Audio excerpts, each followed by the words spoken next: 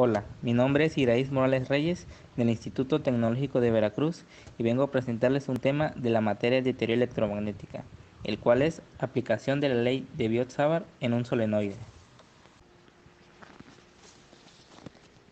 Comenzaremos por definir una expresión que nos permite encontrar el campo magnético debido a un solenoide en el interior de este, o mejor dicho, en un punto P a lo largo de su eje de simetría. Recordemos que un solenoide está conformado por un número finito de espiras circulares muy próximas entre sí. Aquí les muestro un ejemplo.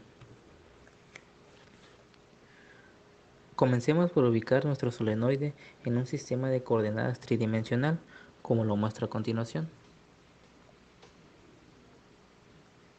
El eje Z coincide con el eje de simetría de este, y nuestro solenoide inicia desde el punto de intersección de los tres ejes coordenados y termina en un punto sobre el eje Z. Ahora consideremos un corte transversal del solenoide y marquemos ciertos puntos importantes que nos serán útiles para el análisis.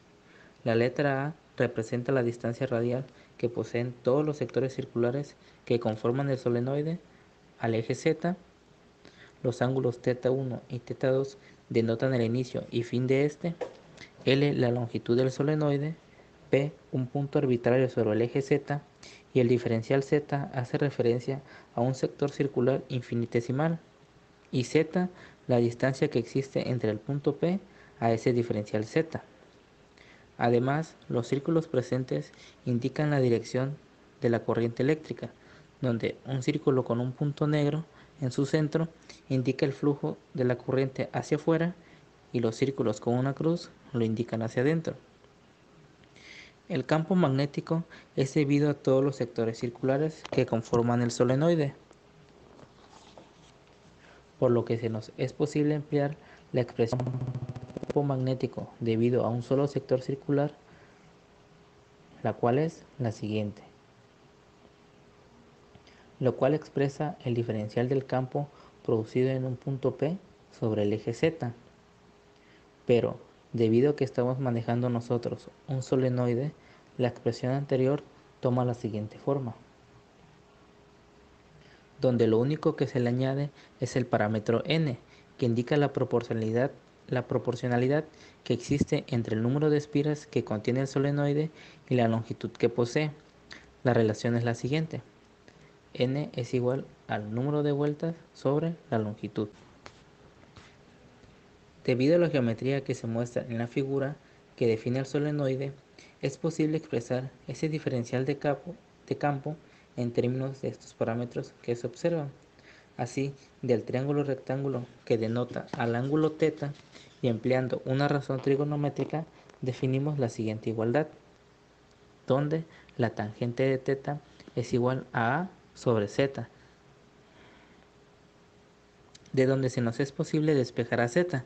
Por lo tanto, tenemos que z va a ser igual a A sobre la tangente de θ, o bien z va a ser igual a A por la cotangente de θ. Recordemos que 1 sobre la tangente de θ es igual a la cotangente de θ. Notemos que si derivamos esta expresión con respecto a θ, tenemos un equivalente del diferencial de z que se encuentra en la expresión que define al diferencial de campo magnético, que ya habíamos definido con anterioridad. Para ello emplearemos esta fórmula de derivadas, la cual nos dice que la derivada de la cotangente de u con respecto de u es igual a menos la cosecante cuadrada de u por la derivada de u. Así tenemos que la derivada de z con respecto de θ va a ser igual al producto de a por la derivada de la cotangente de θ con respecto de θ, que eso es igual a menos a por la cosecante cuadrada de θ. O bien podemos decir que el diferencial de z va a ser igual a menos a por la cosecante cuadrada de θ por un diferencial θ. Veamos que es posible definir a la cosecante de θ en términos de a y z. Para ello empleamos la siguiente igualdad, la cual nos dice que la cosecante de θ es igual a la hipotenusa sobre el cateto opuesto, donde la hipotenusa está definido como la raíz cuadrada de a cuadrada más z cuadrada y el cateto opuesto corresponde a a. Lo mismo ocurre para a, la cual se puede definir en términos de teta y de la hipotenusa.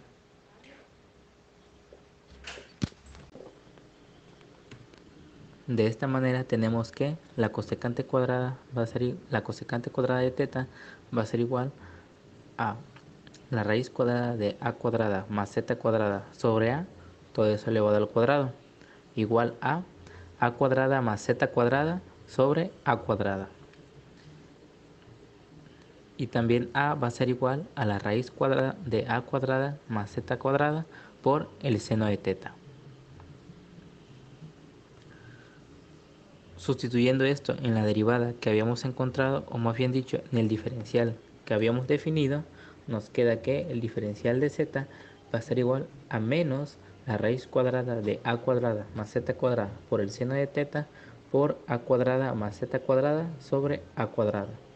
Observamos que la radical con a cuadrada más z cuadrada, al momento de multiplicar se suman los exponentes, la a cuadrada pasa dividiendo y todo eso multiplica por el seno del ángulo teta por el diferencial teta y el signo menos. Ya con el diferencial de z definido, procederemos a sustituirlo en el diferencial de campo magnético. Para ello recordemos que el diferencial de z queda definido como i por n por a cuadrado por el diferencial z, todo eso sobre 2 por el término a cuadrado más z cuadrado elevado a la 3 medios. Sustituyendo ese diferencial en esta expresión, tenemos que en el diferencial de z los términos a cuadrada más z cuadrada elevado a la 3 medios se cancelan y lo mismo sucede con las a cuadrada. Por lo tanto, nuestro diferencial de campo magnético quedará definido como diferencial de campo va a ser igual a menos i por n sobre 2 por el seno de teta diferencial teta. Pero debido a que nosotros nos interesa encontrar el campo magnético total debido al solenoide, esta expresión deberá integrarse a ambos lados, quedando como el campo magnético va a ser igual a la integral de menos i por n sobre 2 por el seno de teta diferencial teta, donde los límites de integración de esta integral quedarán definidos por teta 1 y teta 2, ya que de ahí varía nuestro solenoide. De esta manera tenemos que el campo magnético va a ser igual a menos i por n sobre 2 por la integral que va de teta 1 hasta teta 2 por el seno de teta diferencial teta. Por último, lo único que nos resta resolver es la integral planteada con anterioridad, la cual era la siguiente. Pero para ello debemos recordar que la integral de un seno de u con su du es igual a menos el coseno de u. Por lo tanto, nuestro campo queda como el campo magnético va a ser igual a i por n sobre 2 por el coseno de teta 2 menos el coseno de teta 1, donde los signos menos se van a cancelar. De igual forma, nuestro campo queda como el campo magnético va a ser igual a i por n sobre 2 por el coseno de teta 2 menos el coseno de teta 1 por un vector unitario en la dirección de z.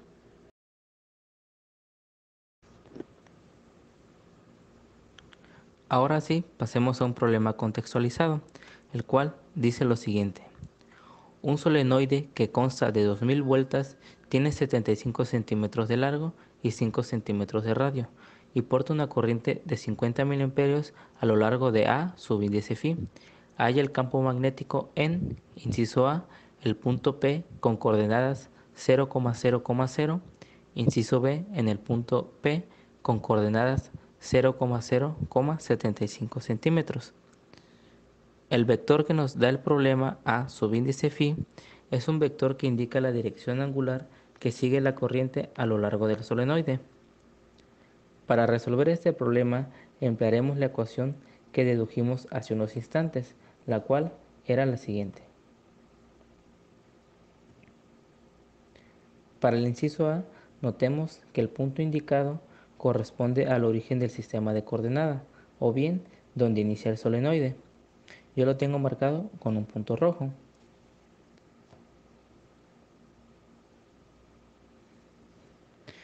Nuestra tarea consiste en encontrar únicamente los cosenos de los ángulos θ1 y θ2, además de que todas las unidades, de que todos los datos deberán estar expresados en unidades del sistema internacional. Yo ya hice las conversiones, por lo que las sustituciones que yo haga estarán con las unidades correspondientes. Entonces, recordemos que el coseno de un ángulo está dado por el cateto adyacente sobre la hipotenusa. De esta manera, los cosenos de θ1 y θ2 serán los siguientes, donde para el coseno de θ2, el cateto adyacente va a ser igual a la longitud total que consta del solenoide, y la hipotenusa estará dada por el teorema de Pitágoras.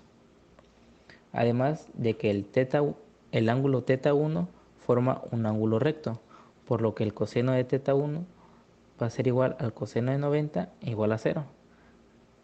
Ahí me equivoqué y faltó poner el coseno de 90, pero se sobreentiende.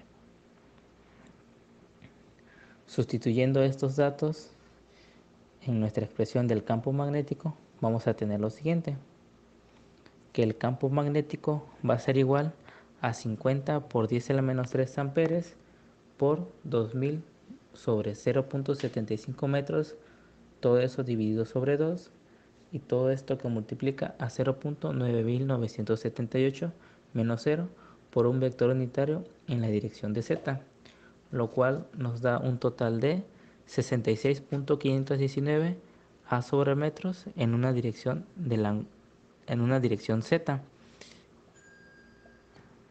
Esto corresponde a nuestro campo magnético en el primer punto. Para el inciso B ocurre algo muy similar, solo que ahora lo que va a cambiar es que el ángulo θ2 va a ser un ángulo recto. Tenemos lo siguiente. Una manera de poder encontrar este ángulo θ1 es usando una resta de ángulos, donde si notamos desde este punto hasta este punto de acá se forman 180 grados.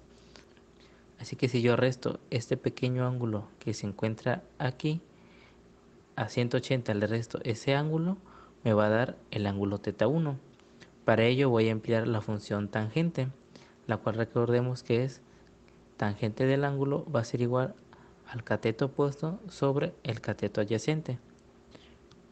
Pero debido a que nos encontramos hasta este punto de acá, el cateto adyacente va a corresponder a toda la longitud del solenoide y el cateto opuesto sigue siendo la longitud A. Así que despejando de esa función trigonométrica este ángulo que nos interesa, vamos a obtener esta expresión que tengo de este lado, que nos dice que el arco tangente de A sobre L va a ser igual en este caso a este pequeño ángulo de aquí. Realizando esta operación del coseno de 180 grados menos el ángulo que nos resulte de esta operación, vamos a tener que el coseno del ángulo 1 va a ser igual a menos 0.9978. Para el coseno del ángulo θ2, esto corresponde al coseno de 90 grados, ya que el ángulo que se forma aquí es recto. Sustituyendo esto en nuestra expresión del campo magnético, vamos a tener que